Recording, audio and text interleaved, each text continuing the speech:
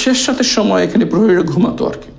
সে সময় মাঝে মাঝে আমি একটু হালকা করে চোখটা লুজ করে এই আশেপাশে দেখার চেষ্টা করতাম। কোনো রকম বাইরের সাউন্ড, বাইরের আওয়াজ যাতে আমরা বুঝতে না পারি, এই জন্য এই জায়গায় একটা খুব হাই পাওয়ারের এক্সস্ট ফ্যান চলতো, যেটার মাধ্যমে বাইরের সকল আওয়াজ ঢেকে যেত। আমি বুঝতে পারতাম না বাইরের দুনিয়া কি কোথায় আছে, কি আছে। এই ফ্লোরেই আমি ঘুমাতাম এবং আমার মনে আছে যে ঘামে ফ্লোর এমনভাবে ভিজে যেত, মনে হয়তো কেউ পেশাব করে দিচ্ছে আর কি, পানি ফেলে দিচ্ছে, এরকম নিজের ঘামে এই পুরোটা ভিজে থাকতো আর কি। আর গামছাটা থাকতো, আমি প্রথমে বুঝতে পারিনি, পরে একবার হিট স্ট্রোক হলো, তখন তারা বললো যে এই গরমের মধ্যে বেঁচে থাকার উপায় হচ্ছে গামছাটা পানিতে ভেজে গা মোছা। তো এটা খুব চেষ্টা করতাম আর কি।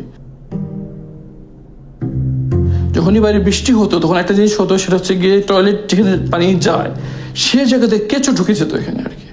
বড় বড় কেঁচো, তেলাপোকা, আরশোলা, ছ্যাঙ্গা, এগুলো নড়াচড়া করতো আর কি।